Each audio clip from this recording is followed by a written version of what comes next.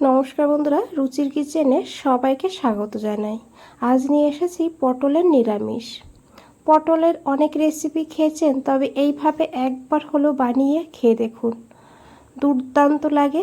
ভাত, পাশাপাশি রুটি, পরোটার সঙ্গেও অসাধারণ লাগে খেতে। চলুন রেসিপিটা দেখে নিয়ে যাক, আশা করি ভালো লাগবে। এখানে আমি 250 গ্রাম পটল নিয়েছি। পটলটাকে কেটে নিতে হবে। এইভাবে দেখুন, উপরে যে পাতলা খোসাটা আছে সেই খোসাটাকে এইভাবে ছেঁচে নিতে হবে। এইভাবে ছেঁচে নিয়ে তারপরে দুই পাশ থেকে এইভাবে অল্প অল্প কেটে নিতে হবে। তো এইভাবে করে কিন্তু সব পটলগুলোকে ছেঁচে নেব খোসাটা, তারপরে পটলটাকে খুব ভালো করে ধুয়ে নিতে হবে। এখানে দেখুন বন্ধুরা, আমি পটলটাকে খুব ভালো করে ধুয়ে নিয়েছি। আর এদিকে দেখুন, একটা গ্রেটার নিয়েছি। এই গ্রেটারের সাহায্যে পটলগুলোকে গ্রেট করে নিতে হবে।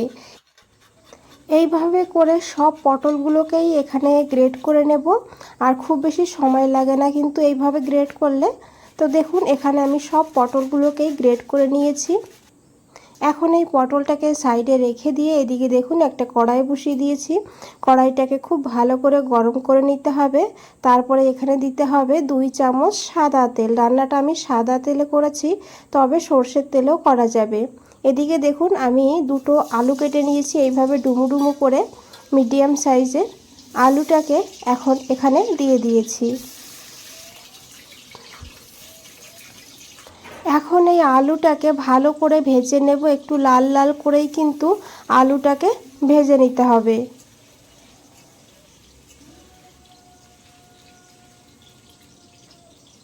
এখন এখানে আমি একটু লবণ দিয়ে দেব। আলু ভাজার সময় একটু লবণ দিলে তাহলে কিন্তু আলুটা খুব তাড়াতাড়ি ভাজা হয়, আর আলুর ভেতরে একটু লবণ ঢোকে, খেতে ভালো লাগে।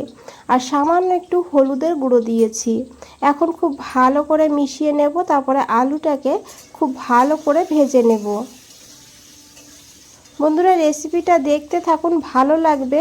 ভালো লাগলে একটা লাইক করে দেবেন, চ্যানেলটাকে সাবস্ক্রাইব করে পাশে থাকবেন, কমেন্টসে জানাবেন কেমন লেগেছে। তো দেখুন বন্ধুরা, এখানে আলু ভাজা হয়ে গিয়েছে। এখন এই আলুগুলোকে তুলে নিতে হবে। এইভাবে আস্তে আস্তে তেলটাকে ঝরিয়ে আমি আলুটাকে দেখুন তুলে নিয়েছি।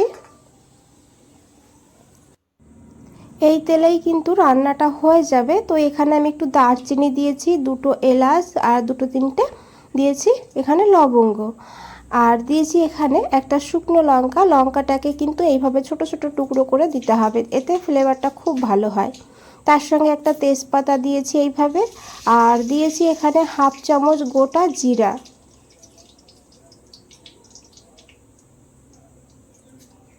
এখন এই ফোড়নটাকে ভালো করে একটু ভেজে নেব।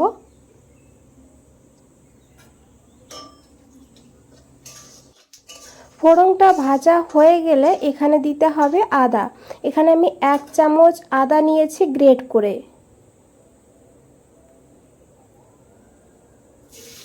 আর গ্যাসের ফ্লেমটা কিন্তু একদমই লোতে রাখতে হবে। আর এদিকে দেখুন, আদাটা দেওয়ার পর এখানে আমি দিয়ে দিয়েছি অল্প করে একটু হিং। যেহেতু নিরামিষ, তাই একটু হিং দিলে খুব সুন্দর একটা ফ্লেভার হবে। এখন খুব ভালো করে একটু মিশিয়ে নেব। তারপরে এখানে দিতে হবে গোবিন্দভোগ চাল। এখানে আমি 1 মুঠ গোবিন্দভোগ চাল ভালো করে ধুয়ে নিয়েছি। দেখুন, ধুয়ে জলটা ফেলে দিয়েছি। এখন এই চালটাকে এর মধ্যে দিয়ে দিতে হবে।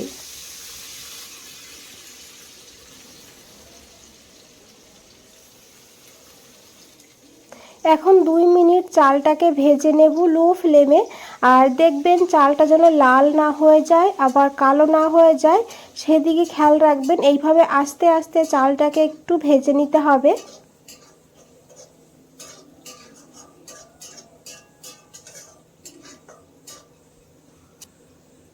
তো দেখুন বন্ধুরা, এখানে চাল ভাজা হয়ে গিয়েছে। এইভাবে কিন্তু চালটাকে ভেজে নিতে হবে। চালের কালারটা কিন্তু হালকা হালকা চেঞ্জ হয়েছে।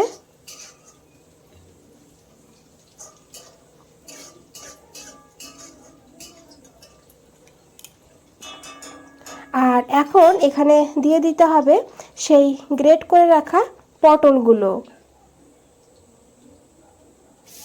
রান্নাটা কিন্তু খুবই সহজ আর সিম্পল, সাধারণ, তবে খেতে কিন্তু অসাধারণ হয়। একবার হলেও বানিয়ে দেখবেন, তারপরে আমাকে জানাবেন কেমন লেগেছে।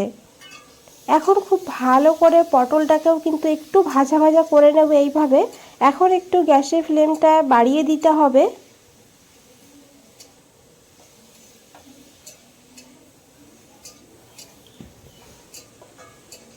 এইভাবে পটলটাকে একটু ভেজে নিলে খেতে কিন্তু ভীষণই ভালো হবে। আর এখন এখানে দিয়ে দিতে হবে হাফ চামচ হলুদের গুঁড়ো।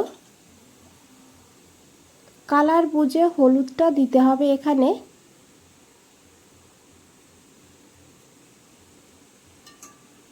আর এর সঙ্গে দিয়েছি এখানে আমি হাফ চামচের একটু কম কাশ্মীরি লঙ্কার গুঁড়ো। আমি কিন্তু কালারের জন্য দিয়েছি, তবে আপনারা দিতে না চাইলে নাও দিতে পারেন। আর এরই সঙ্গে দিয়েছি এখানে আমি সামান্য একটু জিরের গুঁড়ো, খুবই অল্প দিতে হবে। এখন খুব ভালো করে মিশিয়ে নেব। আর আবারও কিন্তু একটু ভাজা ভাজা করে নিতে হবে, যাতে মশলাটাও কিন্তু একটু ভাজা হয়ে যায়।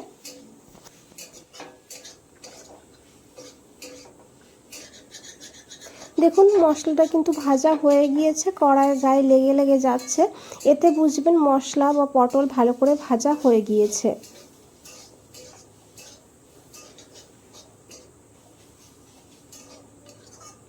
এইভাবে ভালো করে একটু ভাজা ভাজা করে নিতে হবে। এখন এখানে দিতে হবে হাফ কাপ দুধ। এখানে আমি গরুর দুধ নিয়েছি, আর দুধের সরটাও কিন্তু দেখুন বন্ধুরা দিয়ে দিয়েছি। দুধটাকে আগের থেকে জাল করে তারপরে ঠান্ডা করে নিয়েছি। আর আপনারা চাইলে এখানে শুধু জল দিয়েও রান্নাটা করতে পারেন, তবে দুধ দিয়ে রান্না করলে স্বাদটা কিন্তু অনেকটা বেড়ে যাবে, ভীষণই সুস্বাদু হয় খেতে। তো এখানে আমি আরও এক বাটি জল দিয়েছি। জলটাকে দিয়ে খুব ভালো করে মিশিয়ে নেব। আর এখন এখানে দিয়ে দিতে হবে ভেজে রাখা আলুগুলো। দিয়েছি এখানে চেরা কাঁচা লঙ্কা, তবে ঝালের পরিমাণ আপনারা আপনাদের প্রয়োজন মতন নেবেন। আর এই রেসিপিটা কিন্তু খুব বেশি ঝাল হবে না, সেইভাবে ঝালটা দিতে হবে। দিয়েছি পরিমাণ মতন লবণ, দিয়ে ভালো করে মিশিয়ে নেব।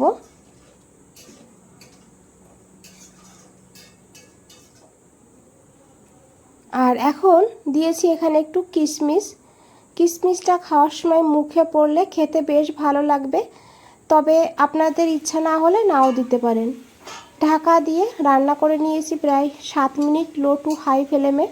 7 মিনিট পর ঢাকনাটা সরিয়ে নিয়েছি। এখন একবার খুব ভালো করে মিশিয়ে নেব। এখানে দেখুন আলু সিদ্ধ হয়ে গিয়েছে। এখন এখানে দিয়েছি কয়েক দানা চিনি, টেস্টটাকে ব্যালেন্স করার জন্য। যেহেতু নিরামিষ তাই একটু চিনি দিলে খেতে ভালো লাগবে, তবে আপনাদের অপছন্দ হলে স্কিপ করতে পারেন। চিনিটাকে দিয়ে খুব ভালো করে মিশিয়ে নেব। রান্না কিন্তু বন্ধুরা হয়ে গিয়েছে, এইভাবে একটু মাখো মাখো করে রান্নাটা করতে হবে। দিয়েছি 1 চামচ ঘি। ঘিটাকে দিয়ে কিন্তু গ্যাসটাকে বন্ধ করে দিতে হবে, না হলে ঘিয়ের ফ্লেভারটা থাকবে না। ঘিটাকে দিয়ে ভালো করে মিশিয়ে নিতে হবে। আর বন্ধুরা আশা করি দেখে বুঝতেই পেরেছেন কতটা লোভনীয় লাগছে। একবার হলেও বানিয়ে খেয়ে দেখুন, তারপরে আমাকে জানান কেমন লেগেছে। আজ তাহলে এই পর্যন্তই, ফিরে আসছি নতুন কোনো রেসিপি নিয়ে। ভালো থাকবেন, সুস্থ থাকবেন। সবাইকে অনেক অনেক ধন্যবাদ এত সময় ধৈর্য ধরে রেসিপিটা দেখার জন্য।